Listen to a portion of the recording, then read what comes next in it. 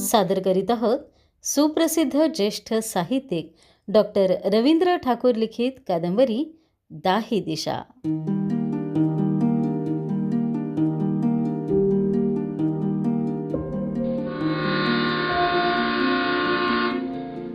भाग 41.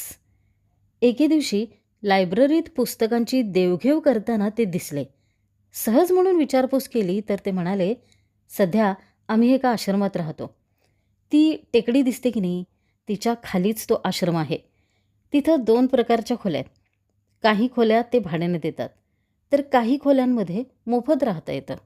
ते कसं काय म्हणून विचारल्यानंतर त्यांनी सांगितलं, देवळाला लागून ज्या खोल्या आहेत तिथं मोफत राहता येतं. पण तिथं राहायचं असेल तर पहाटे 4 वाजता आरतीसाठी उठावं लागतं. थंड पाण्याने स्नान करून आरती, नामस्मरण इत्यादी कार्यक्रमात सहभागी व्हावं लागतं. ते कंपल्सरी आहे. सगळे तेच करतात. पण आपल्याला फिजिकली का होईना हजर राहावंच लागतं. ती त्यांची अटच आहे. तेवढी सकाळची आरती झाली की दिवसभर तुम्ही मोकळे. तुम्हाला लाईट बिलसुद्धा भरावं लागत नाही. पाहिजे तर तुम्हीही या. आम्ही गुरुजींना विचारून ठेवतो. बोलत बोलत ते आवारात आले. समोरच दिसत असलेल्या टेकडीकडे पाहत अरविंदनं विचारलं, तुम्ही कोणत्या खोल्यांमध्ये राहता? सनानसे म्हणाला, सध्या आम्ही मोफतवाल्या खोल्यांमध्ये राहतो. खोल्या छानच आहेत. वीज, पाणी सगळी सोय आहे. शिवाय आपल्याला विद्यापीठ जवळ. आणखी काय पाहिजे? येत असाल तर चला, खोल्या तरी पाहून जा. तुम्हाला पसंत पडलं तर या. हगवणे म्हणाला, अहो विचार कसला करताय, तुम्ही याच. तेवढेच 2 पैसे वाचतील राव. भाड्याच्या खोल्यांना किती भाडं आहे? 20 रुपये. 20 रुपये? गावात 25पर्यंत खोल्या मिळतातच की. अहो गावातल्या खोल्या लहान असतात. तिथं जास्त जण राहू शकत नाहीत. ह्या खोल्या मोठ्या आहेत. त्यांना 20 रुपये मिळाल्याशी मतलब. मग एका खोलीत तुम्ही 8 जण राहिलात काय आणि 10 जण राहिलात काय, त्यांना काहीही देणं घेणं नसतं. शिवाय वीज बिलही त्यांच्याकडेच. काय करूया रे अशोक? अरविंद म्हणाला. जाऊन खोल्या तरी पाहूया. अशोकचं म्हणणं सर्वांना योग्य वाटलं. खोल्या पाहायला काहीच हरकत नव्हती. सनानसे आणि हगवणे यांच्यासोबत ते आश्रमाकडे निघाले. ग्रंथालयाच्या मागच्या बाजूने एक पायवाट गेलेली होती. त्या वाटेने ते बाहेर पडले. समोरच्या डोंगरातून आलेला नितळशार स्वच्छ पाण्याचा झरा ओलांडून वर चढताच गर्द झाडीत वेढलेली एक समाधी दिसली. ही निपट निरंजन महाराजांची समाधी आहे, सनानसे म्हणाला. इथंही काही विद्यार्थी राहतात. हगवणेनं माहिती पुरवली. समाधी शेजारी असलेल्या मठी वजा घरापलीकडे विहीर दिसत होती. घरावर सर्वत्र फुलवेली पसरलेल्या होत्या. तो झुळझुळता झरा, त्याच्या काठाशी गर्द झाडीत वेढलेली ती समाधी, तिथलं सगळं वातावरणच कसं प्रसन्न वाटत होतं. भाऊसुद्धा एकदा संत निपट निरंजन यांच्याविषयी सांगत होते हे अरविंदला आठवलं. समोरच ती टेकडी दिसत होती. तिच्या माथ्यावर लाल ठिपका ठेवलेला असावा तसं ते मारुतीचं देऊळ इथूनही स्पष्ट दिसत होतं. देवळावर फडफडणारी भगवी पताकाही नजरेत भरत होती. त्या देवळामुळेच त्या टेकडीला हनुमान टेकडी हे नाव पडलं होतं. टेकडीच्या पायथ्याशी पसरलेल्या विस्तीर्ण माळावर तो आश्रम विसावलेला होता. आश्रमाच्या मध्यभागी असलेल्या शिवालयावरील भगवा ध्वज वाऱ्यावर फडफडत होता. त्या ध्वजाकडे पाहत अरविंद विचार करत होता. नाहीतरी पहाटे 4:30ला उठावं लागतंच. आणखी 1 तासभर लवकर उठू. थंड पाण्याने आंघोळ करावी लागेल एवढंच. नाहीतरी दुपारी आपण थंड पाण्यानेच आंघोळ करतो.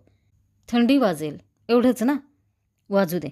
एकदा का सायकलवर टांग टाकली की तीही कुठल्या कुठं पळून जाईल. त्याची एवढी काळजी कशाला. आश्रमाच्या त्या विशाल प्रवेशद्वारातून आत शिरताच लाल दगडात बांधलेलं शिवालय समोर आलं. मध्यभागी मंदिर आणि त्याच्या 4ही बाजूंना खोल्या अशी ती रचना होती. काही खोल्या कोसळून खाली आलेल्या होत्या, तर काही कोसळण्याच्या बेतात होत्या. त्यातल्या त्यात ज्या सुस्थितीत होत्या त्यांना कुलपं लागलेली होती. तिथं राहणारे विद्यार्थी बहुधा विद्यापीठात गेलेले असावेत. दार उघडं असलेल्या एका खोलीत दाढ्या वाढलेले आणि भगव्या कफन्या घातलेले 2 साधू दिसले. एरवी सर्वत्र शुकशुकाटच होता. याच खोल्यांमध्ये मोफत राहण्याची सोय होती. आश्रमाच्या पुजाऱ्याशी बोलताना पुढे ते सगळं स्पष्ट होत गेलं. पुजारी महोदयाच्या बाजूने काहीच अडचण नव्हती. तो पुजारी म्हणजे मूळचा पुजारी नव्हता, तर तोही एक विद्यार्थीच होता. मोफत राहायला मिळतं आणि पुजाऱ्याचं काम केलं तर जेवणाचीही सोय होते, म्हणून त्याने हे पुजारी पण स्वीकारलं होतं. सध्या तो B.Ed करत होता. त्याने सांगितलं, वाटेल तेव्हा या आणि खुशाल राहा. फक्त येण्यापूर्वी 1 दिवस आधी येऊन गुरुजींना भेटून जा. नाही म्हणजे जागा शिल्लक नसली तर पंचाईत नको. आश्रमाचा नियम तुम्हाला माहीत असेलच. पहाटे 4 वाजता आरतीसाठी उठावं लागतं. त्यात सूट नाही. ते मान्य असेल तर यायचं. नाहीतर तिकडे बाहेरच्या बाजूला असलेल्या खोल्या घ्या आणि निवांत राहा. तिथं तुम्हाला कोणीही उठवायला येणार नाही. पहाटे 4 वाजता उठून थंड पाण्याने अंघोळ करण्याच्या मोबदल्यात मोफत राहायला मिळतं म्हटल्यावर अरविंद इतका हुरळून गेला की असंच जावं आणि आपलं चंबूगबाळ घेऊन आश्रम गाठावा असं त्याला वाटू लागलं. एकंदरीत ती कल्पना त्याला भलतीच पसंत पडली. नाहीतरी पहाटे 4:30 वाजता उठावं लागतं. ते 4 वाजता उठू. वेळ मिळेल तेव्हा दुपारी थंड पाण्यानेच अंघोळ करावी लागते. ती सकाळी करावी लागेल एवढंच. काय फरक पडतो? वाजेल थोडी थंडी, वाजू दे. सायकल चालवताना ती कुठल्या कुठं पळून जाईल तेही कळणार नाही. उलट सकाळी थंड पाण्याने अंघोळ केल्याने फ्रेशच वाटेल. ताज्या दमानं सायकल मारायलाही उत्साहच येईल. आरतीत थोडा वेळ जाईल, पण तेवढा जाऊ दे. मोफत राहायला मिळते म्हटल्यावर तेवढी तडजोड केलीच पाहिजे. सगळं आपल्या मनासारखं घडेल असं कुठं आहे? अशोकलाही ती कल्पना फारच पसंत पडली. मग त्यांनी अधिक उशीर केलाच नाही. 2ऱ्या का 3ऱ्या दिवशी अशोकला सुट्टी होती. शिंदे काकांना सगळं सांगून त्यांनी चंबूगबाळं आवरलं आणि आश्रमात आणून टाकलं. इथून विद्यापीठ जवळ असलं तरी शहर थोडं दूर पडणार होतं. परंतु तेवढा त्रास सोसायला काहीच अडचण नव्हती. मीठ मिरची, भाजीपाला जाता येता आणता येणार होता. घासलेट आणण्यासाठी मात्र बरंच वणवणावं लागणार होतं. परंतु त्याला इलाज नव्हता. खरा प्रश्न अशोकचाच होता. हॉटेलवरून यायला त्याला 12च वाजणार होते. पुजाऱ्याने त्यांना जी खोली दिली होती तिथं एका विद्यार्थ्याचं सामान पडलेलं होतं. परंतु त्याचा पत्ता मात्र नव्हता. तो म्हणे गावाकडे गेलेला होता आणि 4-8 दिवसांनी येणार होता. शेजारीच सनानसे आणि हगवणे यांची खोली होती. रात्री जेवून खाऊन त्यांनी सतरंजीवर अंग टाकलं तेव्हा पहाटे उठायची काळजी अरविंदचं डोकं कोरत होती. पहाटे 4 वाजता थंड पाण्याने अंघोळ करून आरतीला उभं राहावं लागणार होतं. बोलता बोलता झोप लागली आणि जाग आली ती पुजारी महाशयांच्या हाकानीच. एका बाजूने दारं ठोकत तो मुलांना उठवत निघाला होता. हाका ऐकताच अरविंद चटकन उठून बसला. त्याने अशोकलाही उठवलं. मंजनची बाटली, टॉवेल, चड्डी आणि बादल्या घेऊन ते आश्रमाच्या मागच्या बाजूला असलेल्या विहिरीकडे निघाले. थंडी होतीच, तशात सकाळच्या गार हवेमुळे ती जास्तच वाटत होती. पण आंघोळ तर करावीच लागणार होती. आधी आलेले 3-4 भराभर पाणी ओढून घेऊन आंघोळी उरकत होते. त्यांची आंघोळ करण्याची ती पद्धत पाहण्यासारखी आणि अनुकरण करण्यासारखी होती. उदाहरणार्थ, त्या एका विद्यार्थ्याने पाण्याची बादली समोर ठेवली. सपासप पाणी मारून आधी दोन्ही हात खांद्यापासून ओले केले. ते झाल्या झाल्या दोन्ही पाय थेट कमरेपासून तळपायापर्यंत ओले केले. निम्म्या अंगाला असं पाणी लावल्यावर बादलीत राहिलेलं पाणी त्याने खांद्यावरून पाठीवर जाईल असं ओतून घेतलं आणि हु हु हु हु करत टॉवेल पांघरला. इतक्या भरकन आंघोळ झालेली पाहून अरविंदला फारच गंमत वाटली. थंड पाण्यानं आंघोळ करणं हे इतकं सोपं आहे हे त्याला माहीतच नव्हतं. त्यानंतर आलेले सगळे विद्यार्थी त्याच पद्धतीनं आंघोळ करत होते. दात घासता घासता अरविंदनं त्यांची ती पद्धत बरोबर लक्षात ठेवली आणि त्याच पद्धतीनं चटकन आंघोळ उरकली. अशोकने मात्र करू नये ती चूक केलीच. गरज नसताना डोक्यावर पाणी ओतून घेतलं. त्यामुळं त्याला जास्तच थंडी वाजू लागली. त्याबद्दल अरविंदने त्याला हटकलंच. तर तो म्हणाला, डोक्यावरून पाणी घेतल्याशिवाय मला आंघोळ केल्यासारखं वाटत नाही. अरविंद म्हणाला, आता तुला आंघोळ करायचीच नव्हती, फक्त अंगावर पाणी घ्यायचं होतं.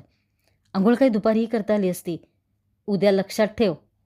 चला चला म्हणत सर्वजण देवळात गोळा झाले. पुजारी पूजेचं तबक घेऊन आला.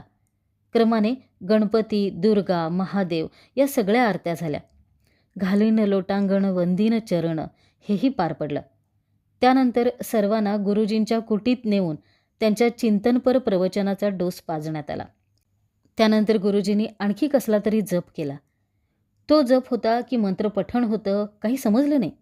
त्यांच्याच नादात रम राम ह्रीम ह्रीम रोम, रम राम ह्रीम ह्रीम रोम, तम ताम तिम तिम तोम, तम ताम तीम तीम तोम असं काहीतरी चालू होतं.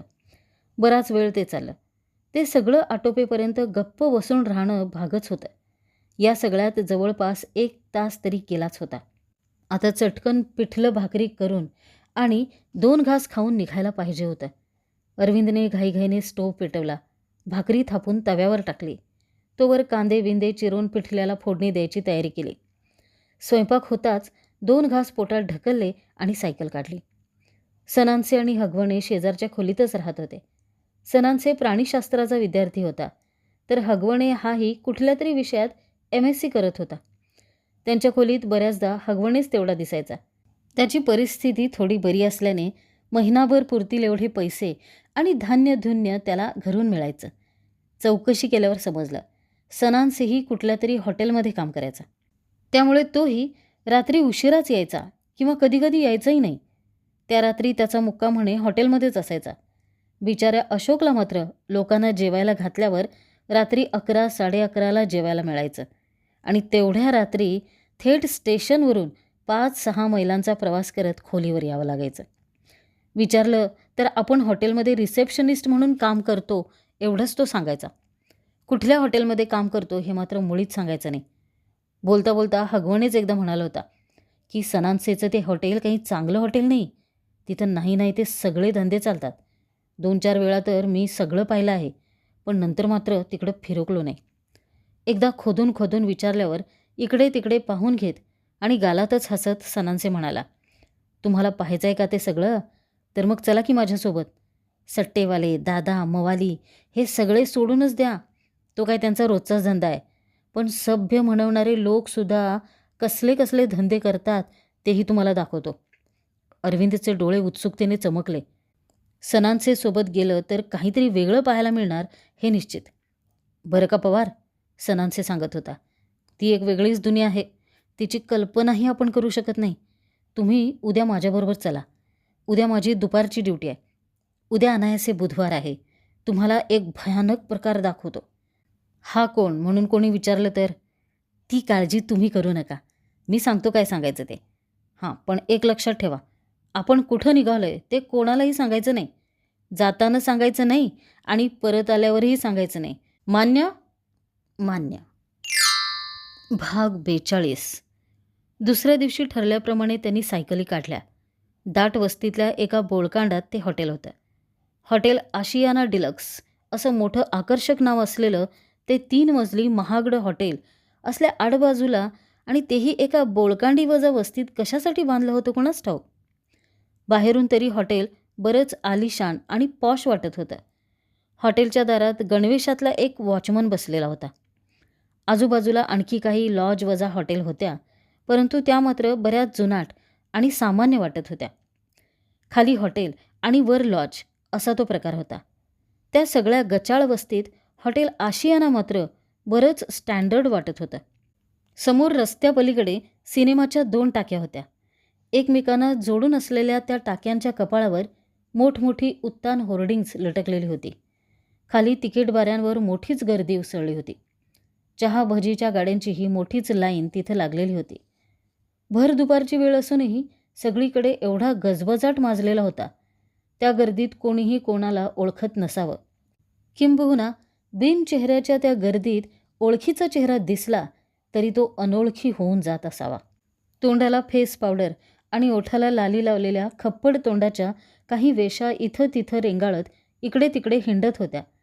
एका 3 पत्तीवाल्यानं तिथं रस्त्यावरच डाव मांडलेला होता आणि मोठमोठ्यानं ओरडून तो लोकांना खेळायचं आवाहन करत होता. त्या गर्दीतून सराईतपणे वाट काढत सनांसेने सायकल आशियानासमोर लावली आणि अरविंदलाही जागा करून दिली. दोघांच्या सायकली स्टँडला लावून ते दोघं वर आले. आधीच्या तरुणाकडून रीतसर चार्ज घेतल्यावर सनांसेच्या कामाला सुरुवात झाली. ते सगळं पाहत अरविंद नुसताच उभा होता. सनांसेने त्याला तिथं काउंटरजवळ बसायला जागा करून दिली आणि काचकन डोळा मारून आता इथून पुढं जे काय घडेल ते फक्त पाहत राहा म्हणून सांगितलं. सकाळी रावसाहेबांचा तो ड्रायव्हर 11 नंबर बुक करून गेलाय. आधीचा तो रिसेप्शनिस्ट म्हणाला. आज बुधवार आहे ना, मग बरोबर आहे. सगळं माहीत असल्याप्रमाणे सनांसे म्हणाला. त्या 12 नंबरवालीने आजही रूम सोडलेली नाही. साली आज 3ऱ्यालाच घेऊन आली होती. रोज साली नवा यार घेऊन येते. विचारलंच तर आमची जरा बिझनेस मीटिंग आहे म्हणून सांगते. तिचं डिपॉझिट जमा आहे ना. किती जमा आहे? 1200. पण खोलीचं भाडं 1500 झालं आहे. लफडा झाला तर तिचं काय घेणार? आजचा दिवस राहू दे. उद्या नाही गेली तर सांगू मालकाला. नाहीतर थांब, आज मीच रूम बॉयला विचारायला लावतो. तिचा नवरा कुठे आहे? पहिल्या दिवशी दिसला तेवढाच. नंतर तो जो गेला तो तिकडंच गेला. मला वाटतं तोच साला भडवा गिराईक गटवत असणार. ही बाहेर जाते आणि त्या नव्या माणसाला घेऊन येते. बरं, पाहूया उद्या. अरविंदला सनान्सेचं कालचं विधान आठवलं. उद्या बुधवार आहे. तुम्हाला एक भयानक प्रकार दाखवतो असं तो म्हणाला होता. तो भयानक प्रकार असणार तरी कोणता याचीच त्याला अधिक उत्सुकता लागली होती. आधीचा तो तरुण निघून गेल्यावर आसपास कोणी नाही असं पाहून सनान्सेचा पट्टा सुरू झाला. तो म्हणाला, विजय आणि अलंकार टाक्यांचा हा परिसर म्हणजे शहरातला ओवाळून टाकलेला परिसर आहे. मवाली, खेसेकापू, वेशा, त्यांचे भडवे, मटकेवाले, 3 पत्तीवाले, झालंच तर गर्दुले, दारुडे इथं पडूनच असतात. इथं काय मिळत नाही ते विचारा. दारू सोडाच, अफू, गांजा, चरस सगळं इथं मिळतं. शेजारच्या त्या हॉटेली पाहिल्या ना? त्या हॉटेली नाहीत, ते वेशांचे अड्डे आहेत. कुंटणखाणेच म्हणा ना. रात्रंदिवस तिथं तेवढंच चाललेलं असतं. अगदी तासाच्या भाड्यावर खोल्या मिळतात. आपल्या हॉटेलमध्ये मात्र तसं काही चालत नाही. आम्हीच चालू देत नाही. इथं येणारे लोक सगळे हायफाय असतात. अगदी सुशिक्षित घराण्यातल्या देखण्या मुली आणि मध्यमवर्गीय समाजातल्या चिकण्या बायकासुद्धा इथं येतात. सोबत त्यांचे यार असतातच किंवा ते नंतर येतात. जे काही करायचं ते दार लावून करा. सब कुछ पर्दे के पीछे. पण इथं खोली पाहिजे असेल तर नाव पत्ता सगळं सांगावं लागत असेल ना? अहो, खरं नाव आणि पत्ता सांगतोच कोण? आपल्याला काय, भाडं मिळण्याशी मतलब. पैसा फेको तमाशा देखो. पण ते इथंच का येतात? दुसरीकडे का जात नाहीत? इथं त्यांना कोणी ओळखत नाही ना. मेन रोडवरच्या हॉटेलवर गेले तर तिथं कोणी ना कोणी भेटू शकतं. तो धोका इथं नाही. एवढं करून कोणी भेटलंच तर काय हो, सगळे सारखेच. कोण कोणाला नावं ठेवणार? हम नकटे तुम नकटे, नकटो का मेला, एक था नाकवाला वो भी बन गया उनका चेला. शिवाय इथं पोलिसांची धाड पडायची भीती नाही. ती भीती पलीकडच्या हॉटेलवाल्यांना. अहो, काय सांगायचं. धाड पडली तर ते पोलीसही तेच करतात. ते काय तेवढ्यासाठीच धाडी टाकत असतील? सनान्से खळखळून हसला आणि पुढे म्हणाला, धाड केव्हा पडणार आहे ते त्यांना माहीत असतं. हप्ते ठरलेलेच असतात ना. कागदावर दाखवायला तेवढ्या धाडी टाकलेल्या असतात. म्हणजे हप्त्याची आठवण करून द्यायला येतात म्हणा. इकडे पलीकडच्या नाल्यात हातभट्ट्या चालतात. तिथं कायम धाडी पडतात. धाडीचं ते नाटक पाहण्यासारखं असतं. पोलीस आले म्हणजे ते लोक शांतपणे सगळी आधणं दुसऱ्या भांड्यामध्ये ओतून घेतात आणि रिकामी झालेली भांडी पोलिसांना देतात. पोलीसही ती भांडी जप्त करतात आणि पोलीस स्टेशनमध्ये नेऊन ठेवतात. संध्याकाळी ते लोक जातात आणि दंड नावाचा हप्ता भरून भांडी सोडवून आणतात. भांडी सोडवून आणली की पुन्हा नव्या दमानं कुटीरोद्योग सुरू. हा हा हा हा. अहो, पोलीसच जास्त भ्रष्ट आणि बदफैली आहेत. पोलीस बायकासुद्धा कमी नाहीत. त्यांचे एक एक किस्से सांगू लागलो तर भली मोठी कादंबरीच होईल. एकदा काय गंमत झाली ते तुम्हाला सांगतो. त्या दिवशी एक पोलीस अधिकारी रात्री एका बाईला घेऊन आला होता. बाई तर काय, नुसती जशी पिवळी धम्मक नागिणच होती. काय तो तिचा बांधा होता म्हणता. सगळं कसं जागच्या जागी. तीही बहुतेक पोलीसच असावी. घरी त्याने रात्रीची ड्युटी असल्याचं सांगितलं होतं. तर झालं असं की डिलक्स रूम रिकामी नसल्याने मी त्यांना साधी खोली दिली. तो मात्र डिलक्स रूमसाठी अडून बसला होता. म्हटलं, डिलक्स रूम तासाभराने खाली होणार आहे, तोपर्यंत या खोलीत थांबा. नाईलाजानं तो तयार झाला. ते दोघे रूममध्ये गेल्यावर थोड्या वेळानं रूम बॉय साबण पाणी द्यायला गेला तर त्याला तिथं काय दिसलं कोणास ठाऊक. तो एकदम भेदरल्यासारखा बाहेर आला. माझ्यासमोर येऊन उभा राहिला तेव्हाही तो नुसता थरथर कापत होता. काय रे, काय झालं म्हणून विचारलं तर म्हणाला, दार तरी लावायचं. अहो, काय काय सांगायचं तुम्हाला. खरी गंमत तर पुढेच आहे. डिलक्स रूम मोकळी झाल्यावर त्यांना दिली तर ते केवळ नाममात्र वस्त्रावरच त्या डिलक्स खोलीत गेले. त्यापेक्षा होती तशीच गेली असतं तरी चाललं असतं. त्याने गडबडीत काही कपडे आपल्या जॅकेटाच्या खिशात घातले. सकाळी ती बाई उठण्याच्या आत महाशय उठले आणि घरी गेले. नवरा रात्रभरची ड्युटी करून घरी आला म्हणून बायकोने मोठ्या प्रेमाने चहा बिहा करून दिला. चहा झाल्यावर साहेबांना सिगरेट पिण्याची तल्लफ आली. त्यांनी बायकोला जाकेटाच्या खिशातलं पाकीट आणायला सांगितलं. बायको गेली. तिनं पाकीट तर आणलंच, पण काही वस्त्र घेऊन ती आली. झालेली गफलत लक्षात येताच साहेबाचा नूरच गेला.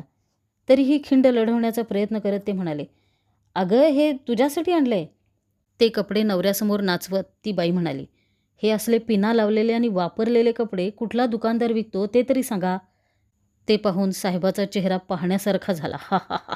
दुसऱ्या दिवशी स्वतः साहेबानेच तो सगळा किस्सा मला सांगितला. सनांचे सांगत होता त्याचं प्रत्युत्तर यायला फार उशीर लागलाच नाही. थोड्याच वेळात 25शीचा एक तरुण आणि 20शीतली नवतरुणी तिथं उगवली. पेहरावावरून ते दोघेही निश्चितच अतिश्रीमंत घरातले असावेत. मुलगी इतकी गोरीपान होती की ती ताज्या गाजरासारखी लालसर तांबूस दिसत होती. या वयातल्या मुलीच्या चेहऱ्यावर आणि एकूणच हावभावात एक स्त्रीसुलभ संकोच आणि लज्जाभाव असतो, परंतु त्याचा लवलेशसुद्धा तिच्या चेहऱ्यावर दिसत नव्हता. सभ्य शब्दात सांगायचं तर ती भलतीच बोल्ड वाटत होती आणि सरळ सांगायचं तर अक्षरशः निर्लज्ज वाटत होती. "डिलक्स रूम चाहिए," सराईतपणे ती म्हणाली. तिच्या बोलण्यात एवढा आत्मविश्वास होता की जशी रोजच ती असल्या हॉटेलमध्ये येत जात असावी. तो मुलगा धष्टपुष्ट असला तरी बराच बुजरा दिसत होता. बहुधा तीच त्याला ओढत ताणत घेऊन आली असावी असं वाटत होतं. आपल्याला कोणी पाहिलं तर नसेल ना असा एक चोरटा भाव त्याच्या चेहऱ्यावर स्पष्टच दिसत होता. त्यामुळे तो आणखीच बुजल्यासारखा करत होता. ते कशासाठी आले आहे हे ओळखून सनांसे म्हणाला, "वो क्या है की रूम अभी खाली नहीं है. ऐसा मत करो, कुछ एडजस्टमेंट करो ना." इकडे तिकडे पाहून घेत तो तरुण म्हणाला, "ये देखो, चाहिए तो बगल वाली लॉज में चले जाओ, वहाँ पर रूम मिल जाएगी." सनांसे म्हणाला. सनांसे रूम द्यायला टाळाटाळ करतोय हे लक्षात येताच ती मुलगी म्हणाली, "अरे भाई साहब, मजबूर मत करो, 10-15 मिनट में काम खत्म करेंगे और चले जाएंगे." गाजरासारखी एक लालबुंद देखणी मुलगी एवढी निर्लज्ज होऊ शकते हे अरविंद पहिल्यांदाच पाहत होता. तिची ती कळकळीची विनंती ऐकल्यावर सनांसेचाही नाईलाज झाला. "ठीक आहे, करता हूँ कुछ." असं म्हणून त्यांनी सांगितलेली खरी खोटी नावं लिहिली. एका रूम बॉयला बोलावलं आणि त्याच्याकडे एका खोलीची किल्ली दिली. ते दोघं रूम बॉयच्या मागोमाग निघून गेल्यावर सनांसे म्हणाला, "केवढी घाई झाली आहे बघा, आणि वरून मलाच भाईसाहेब म्हणते." "रूमच्या बदल्यात तू म्हणशील ते ती करेल," अरविंद म्हणाला. हा हा करत सनांसे हसू लागला आणि बराच वेळ हसतच राहिला. त्याला ती कल्पना फारच पसंत पडलेली दिसत होती. खरोखर शब्द दिल्याप्रमाणे अगदी 15व्या किंवा 16व्या मिनिटालाच ते खोलीबाहेर आले आणि खोलीचं भाडं चुकतं करून निघूनही गेले. "कमाल आहे, पैशासाठीच पोरी या मार्गाला लागतात असा माझा समज होता," अरविंद म्हणाला. "आर्थिक परिस्थितीमुळे असंख्य मुली या धंद्यात ओढल्या गेल्या आहेत, पण हे प्रकार वेगळेच. अतिश्रीमंतांना काय हो, त्यांना फक्त वेळ काढायचा असतो. आता ही पोरगी गेली बघा. गेल्या आठवड्यात अशीच एक उफाड्याची पोरगी एका पोराला घेऊन आली होती. गोलमटोल, चालताना नुसती लटलट हलत होती. खोलीत गेल्यावर दोघे सपाटून प्याले होते. सगळं आटोपल्यावर बिल चुकतं करून तोच आधी निघून गेला. बरं का पवार, ठरवलं तर आम्ही अशा संधीचा फायदा घेऊ शकतो. पण नाही, आम्ही त्या भानगडीत पडत नाही." दारू उतरल्यावर बऱ्याच वेळानं ती बाहेर आली. मलाच राहवलं नाही. म्हटलं, "तू काही तशी मुलगी दिसत नाहीस, तर मग हे कशासाठी करतेस?" तर ती म्हणाली, "तुम्हाला काय वाटलं, मी हे पैशासाठी करते? Oh no, only for enjoyment." आणि दयाळूपणे माझ्याकडे पाहून घेत ती हसली आणि हसत हसत निघून गेली. मलाच इतकं लाजल्यासारखं झालं की विचारू नका. तुम्ही म्हणता तेही खरंच आहे. चांगल्या घरातल्या अनेक तरुण मुली नाईलाजाने या धंद्यात उतरल्या आहेत. खरं म्हणजे परिस्थितीनं त्यांना बळी पाडला आहे. अगदी सुशिक्षित घरातल्या मुलीसुद्धा या धंद्याला लागल्या आहेत आणि त्यांच्या आयुष्याची माती झाली आहे. ही एक अंधारी गुहा आहे. तिच्यात शिरायला रस्ता आहे, पण बाहेर पडायला मार्ग नाही. एकदा आत गेला तो गेलाच, परत येणे नाही. एकदा का या सुखाची चटक लागली तर एन्जॉय करायला निघालेल्या मुलीसुद्धा पुढे धंद्यालाच लागतात. तिथं परिस्थितीनं गांजलेल्या मुलींचं काय? गेल्या वर्षी घडलेली एक कहाणी तुम्ही ऐकली तर तुमचा विश्वासही बसणार नाही.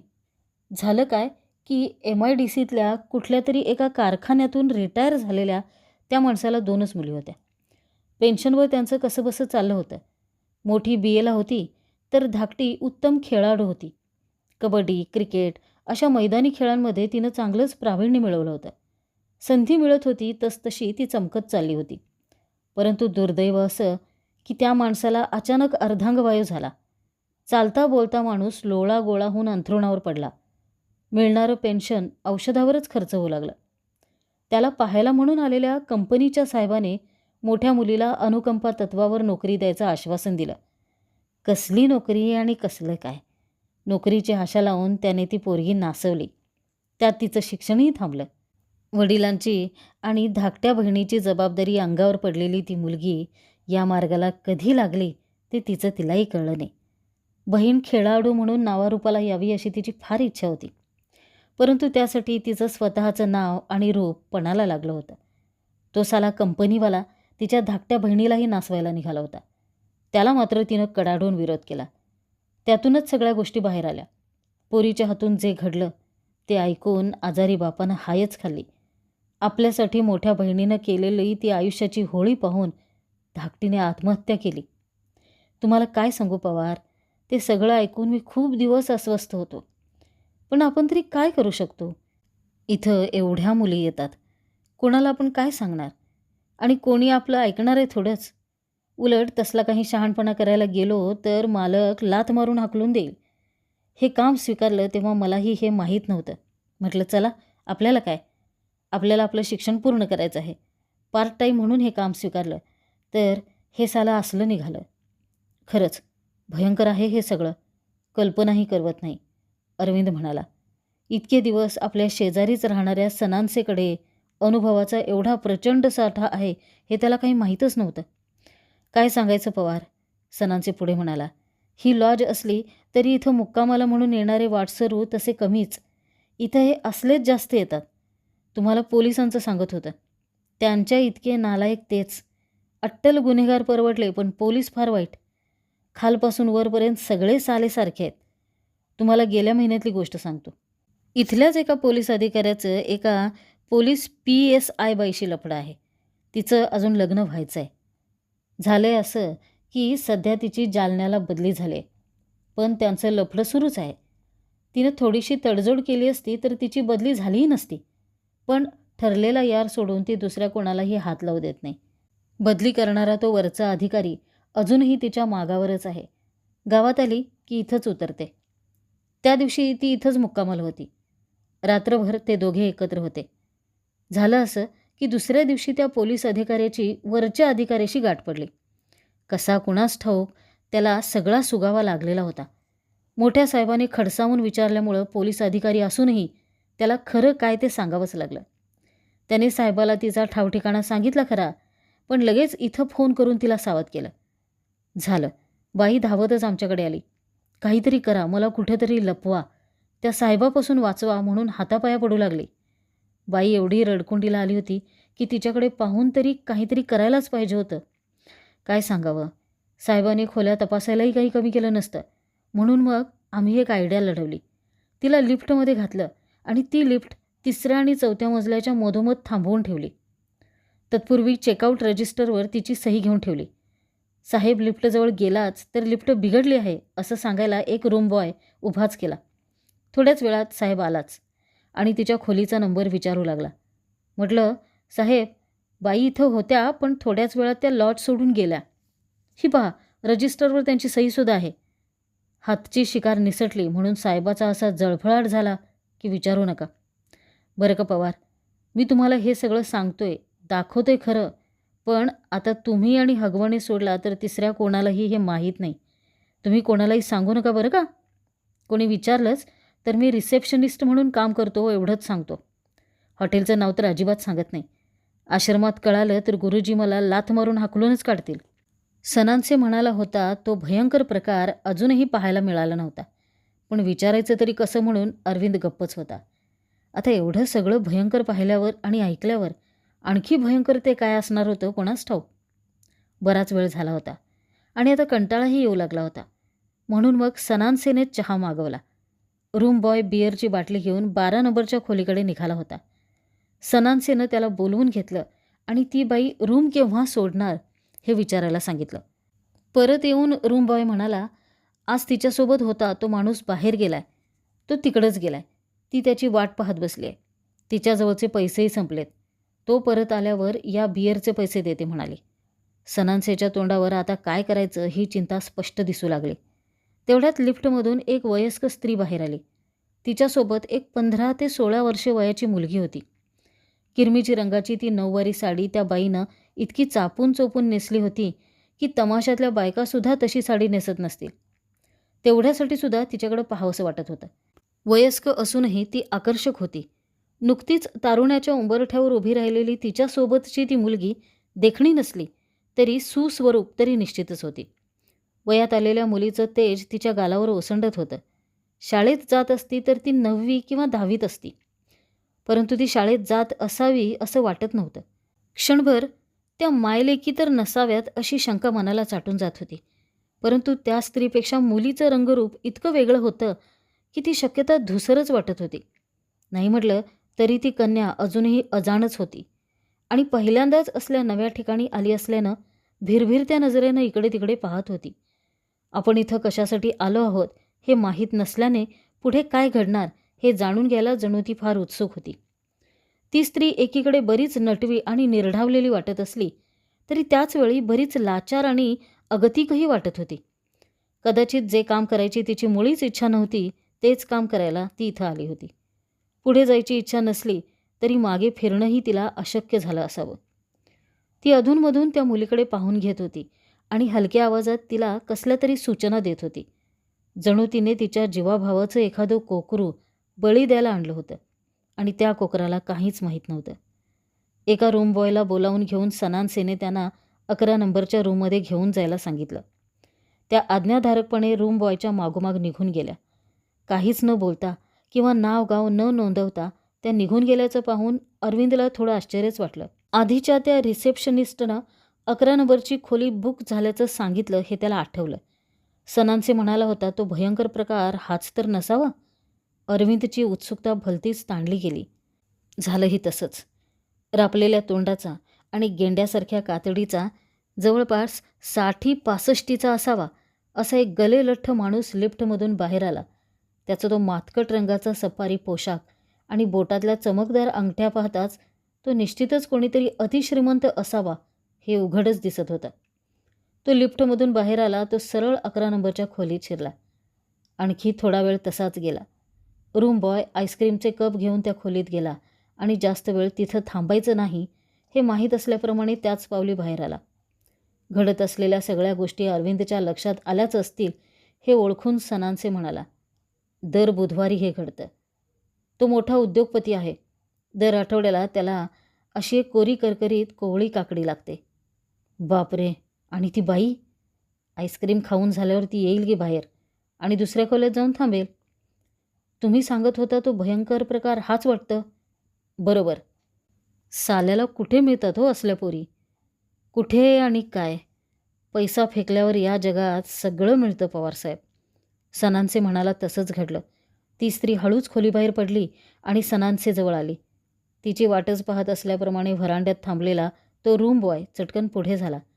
त्याने तिच्यासाठी दुसरी एक खोली उघडून दिली. करुण हसत सनानसे म्हणाला, माझी ही नोकरी साली अशी आहे. दर बुधवारी मला अशा एका कुवारी मुलीचा सत्यानाश झालेला पाहावा लागतो. म्हणून मी कुणाला जास्त काही सांगत नाही आणि इथं कुणाला आणतही नाही की येऊ देत नाही. अरविंदच्या डोक्यात वेगळंच चक्र सुरू झालं होतं. ती स्त्री कोण असावी हा प्रश्न अजूनही त्याला छळतच होता. त्या मुलीला घेऊन आलेली ती स्त्री कोण असावी असं तुम्हाला वाटतं? ती तिची आई तर वाटत नव्हती. तिचा नटवेपणा पाहता ती एखादी धंदेवालीच. कधी धंदेवाली असते तर कधी आईसुद्धा असते, पण सोबत शक्यतो बाईच असते.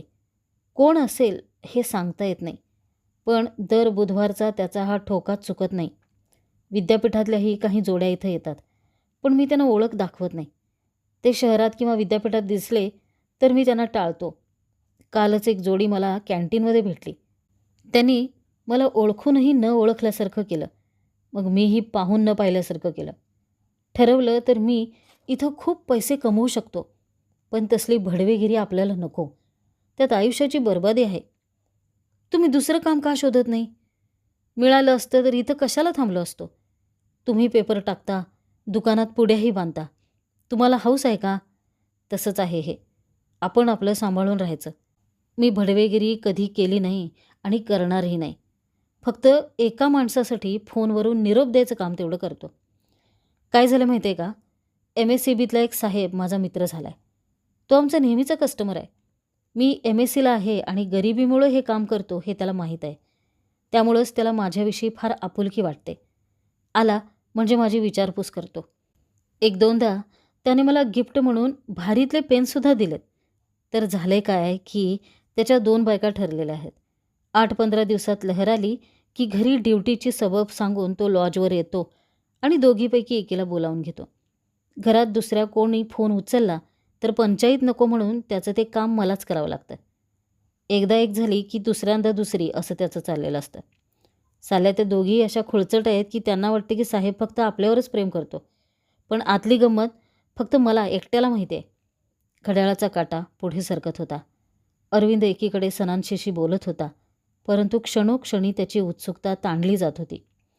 आता या क्षणी त्या खोलीत काय घडत असेल? त्या नराधमानं त्या मुलीचं काय केलं असेल? पुरुष सहवास म्हणजे काय असतो हेही जिला आजवर माहीत नसेल, अशी ती कोवळी मुलगी त्याच्या अवजड देहाखाली अक्षरशः चिरडली गेली असेल. कदाचित असं तर घडणार नाही. कुठल्याही क्षणी ती मुलगी आरडाओरडा करत खोलीबाहेर पडेल. तसं झालं तर किती बरं होईल. त्या साल्याच्या इज्जतीचा पार पंचनामा होईल. परंतु वाट पाहूनही तसं काहीच घडलं नाही. जवळपास अर्धा तास उलटला आणि तो उद्योगपती कपडे सावरत साळसूतपणे खोलीबाहेर आला. कोणाशीही काहीही न बोलता तो आला तसा निघून गेला. जणू त्याने काहीच केलं नव्हतं आणि कुठंच काही घडलं नव्हतं. रूम बॉयने पुढे होऊन त्या स्त्रीला इशारा केला. तत्क्षणी ती स्त्री त्या मुलीकडे गेली. पुन्हा आत काय काय झालं कुणास ठाऊक. थोड्या वेळानं त्या दोघी खोलीबाहेर आल्या तेव्हा त्या मुलीची अवस्था खरोखर एखाद्या कुस्करलेल्या कळीसारखी केविलवाणी झालेली दिसत होती. कमरेत दुखावली गेल्याप्रमाणे ती थोडी थोडी लंगडतच चालली होती. ती स्त्री अपराध्यासारखी तिच्याबरोबर चालत होती आणि चालता चालता तिची काहीतरी समजूत घालत होती. ते एक एक प्रकार पाहून अरविंदला तिथं थांबावंसंच वाटेना. कदाचित कुठंतरी काहीतरी घडेल या ना त्या कारणावरून दंगाधोपा होईल, पोलीस येतील, आपण त्यात हकनाक गोवले जाऊ असं त्याला वाटू लागलं. आता संध्याकाळ होत होती आणि इथून पुढं ते सगळं वाढतच जाणार होतं. जागेवरून उठत अरविंद म्हणाला, बरं सनांचे मी जातो. तुमची ड्युटी केव्हा संपेल? रात्री 10 वाजता. तुम्ही चला, मी आलोच.